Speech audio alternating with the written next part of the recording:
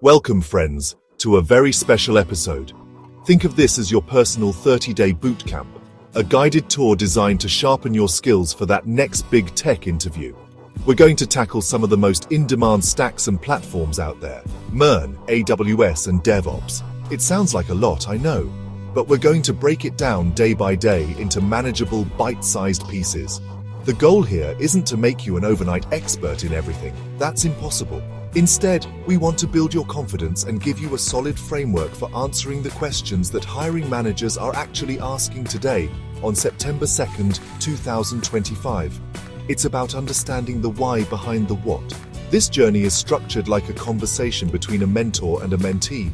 Let's call our mentee Alex. Alex is bright, has some coding experience, but feels that classic sense of being overwhelmed by the sheer volume of things to learn. We've all been there. So each day, we'll introduce a topic, explore a few common questions, and provide clear, simple answers.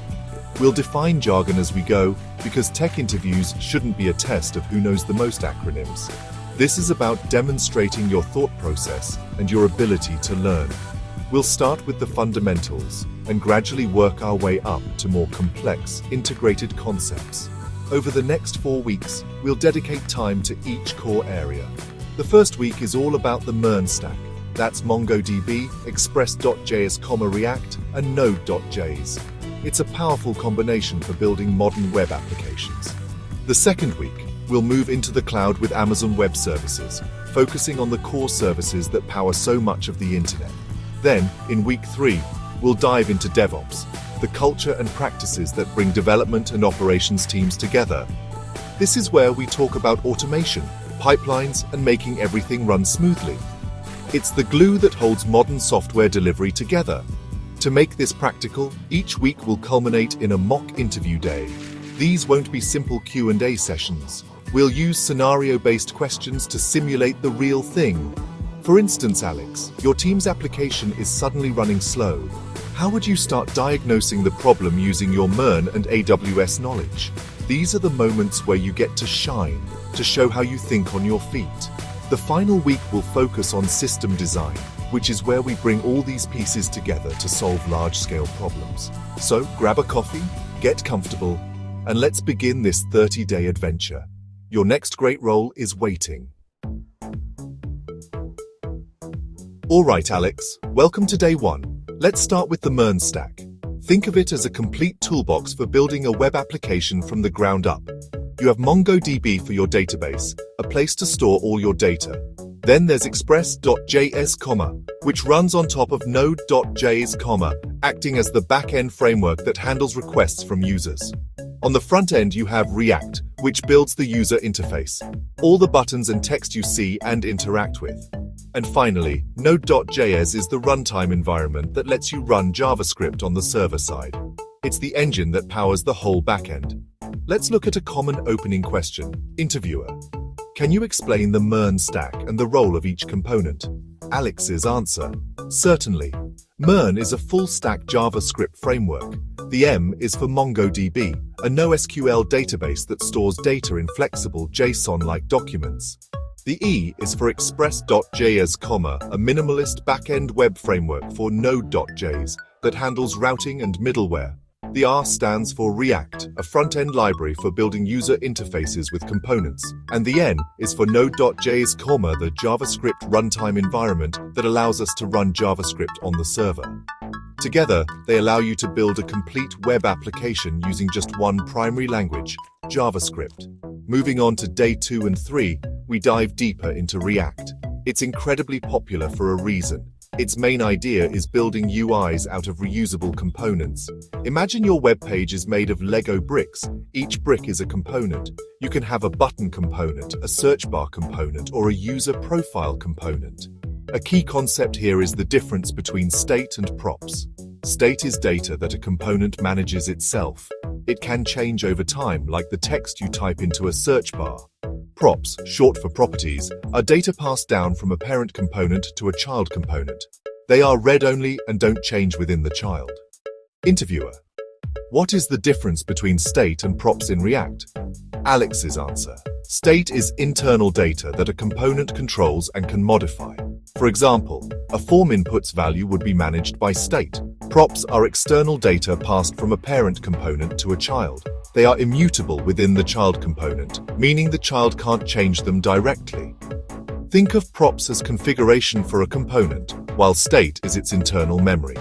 This distinction is fundamental to how React applications manage data and user interactions, making it a question you are almost guaranteed to get in some form.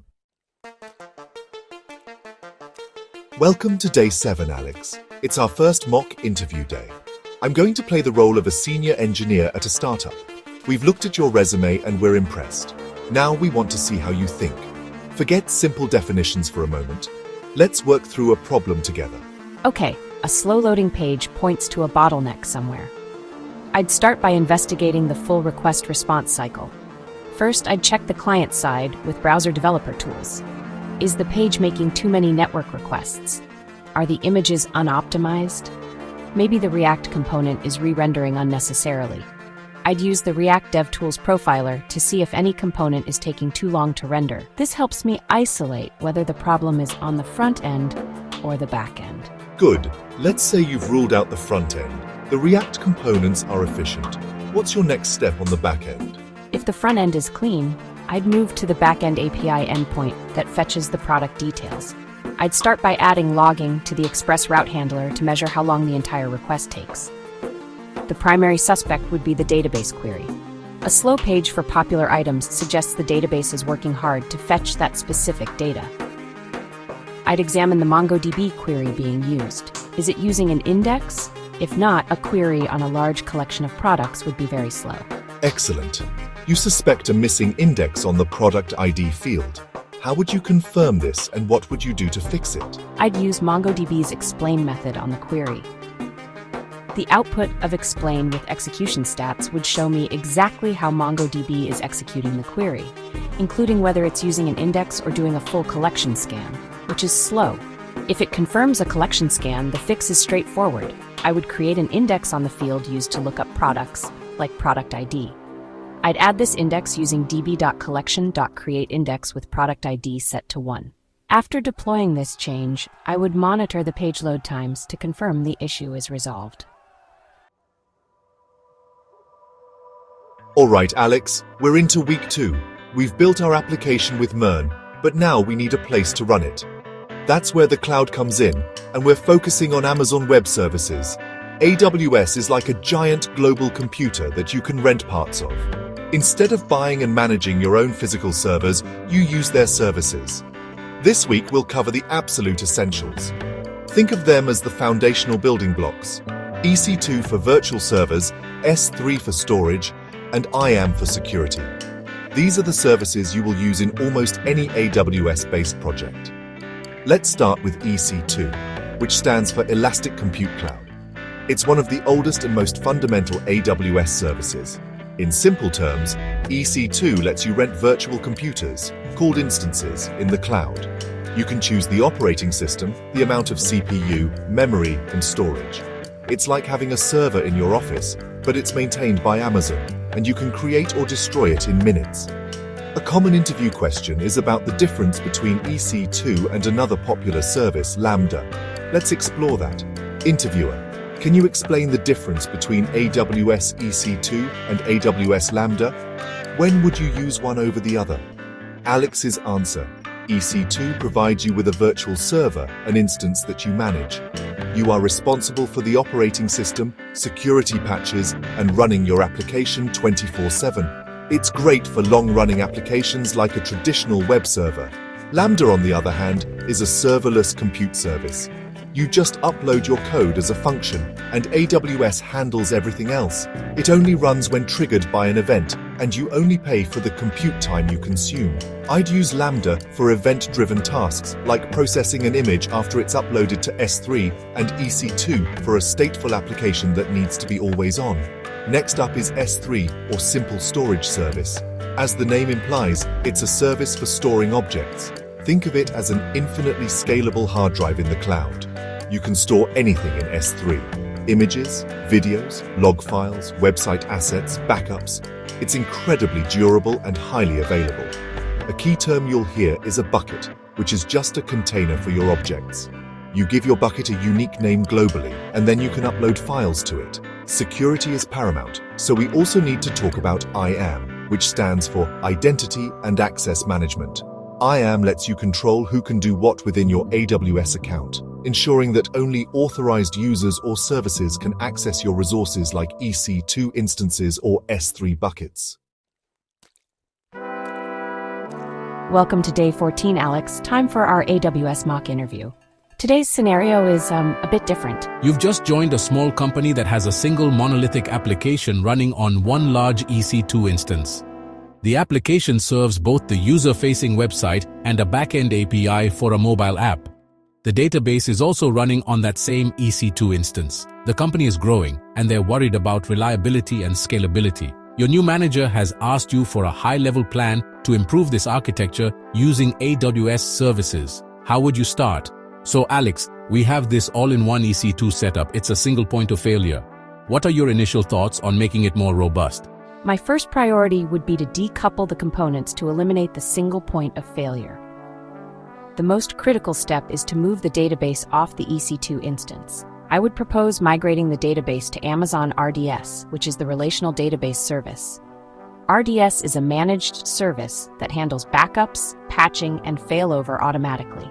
This instantly improves our data's durability and separates the database's workload from the applications, so they don't compete for resources like CPU and memory. Okay, moving the database to RDS is a great first step. What about the application server itself? It's still one big EC2 instance. Next, I would address the application server. I'd place the EC2 instance behind an application load balancer. Then I would put the instance into an auto-scaling group. This setup gives us two immediate benefits. The load balancer distributes traffic, allowing us to eventually have more than one EC2 instance. The auto-scaling group will monitor the instance and automatically launch a new one if the current one fails, which solves the immediate reliability problem. It also lets us scale out by adding more instances automatically if traffic increases. Excellent. So we have a load balancer, auto-scaling, and a managed database. Is there anything else you'd consider for this initial phase? Yes. I would also separate the static assets like images, CSS, and JavaScript files. Right now, they're being served from the EC2 instance, which adds unnecessary load. I would move all of these assets to an S3 bucket and configure a CloudFront distribution to serve them.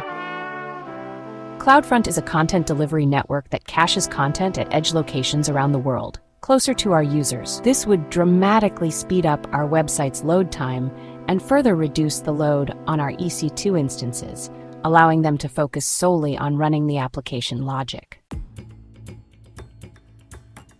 We're in week 3, Alex, and it's time to talk about DevOps.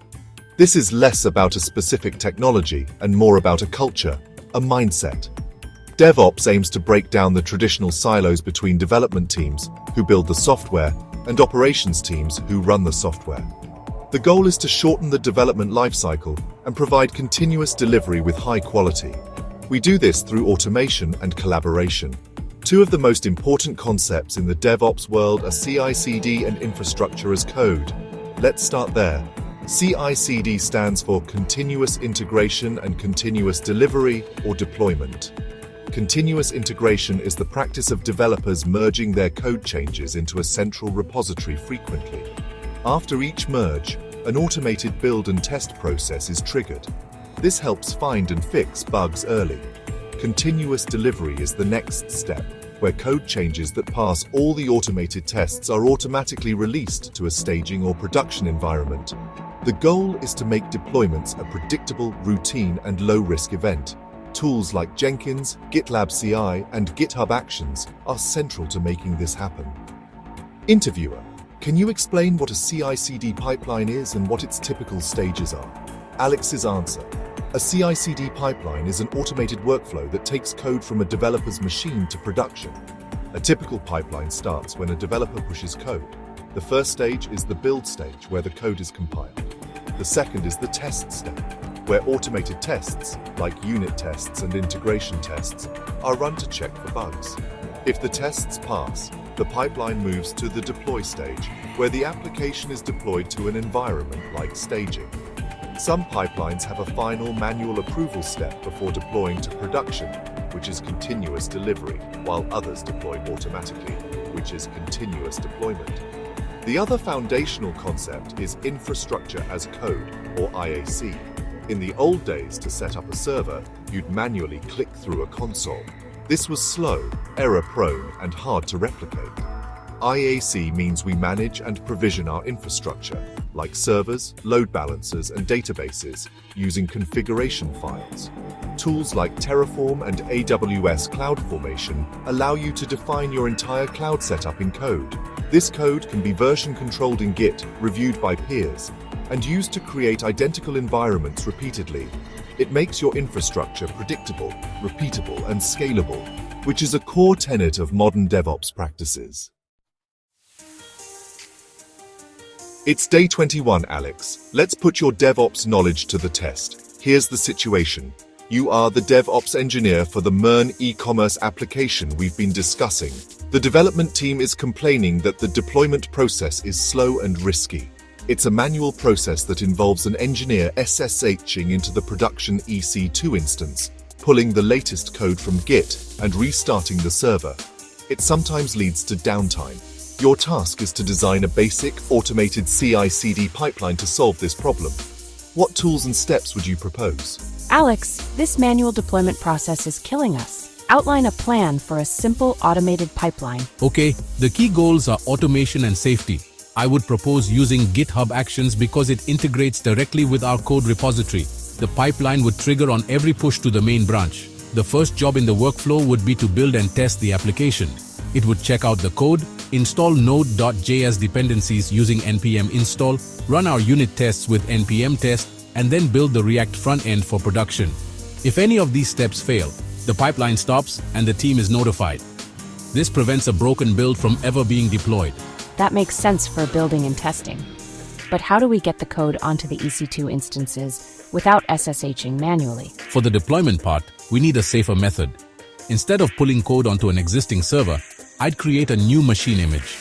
After the test stage passes, the pipeline would use a tool like Packer to build a new Amazon machine image, or AMI. This AMI would contain the operating system and our new application code already baked in. This creates an immutable artifact. The advantage is that every server we launch from this AMI is identical and pre-configured, which eliminates configuration drift and potential errors during a live deployment. An immutable AMI is a great idea. So we have this new AMI. How do we roll it out to production without causing downtime? We'll leverage the auto-scaling group we set up earlier. I would configure a blue-green deployment strategy. The pipeline would create a new auto-scaling group, the green environment, using our new AMI.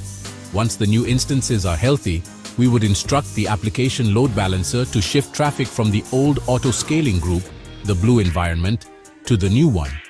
After we confirm everything is working, we can terminate the old blue environment.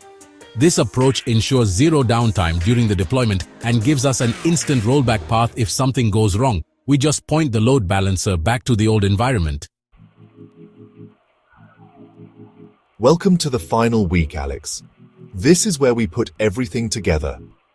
System design interviews aren't about writing code. They're about high-level architecture. They test your ability to think about scalability, reliability, and trade-offs when building a large system.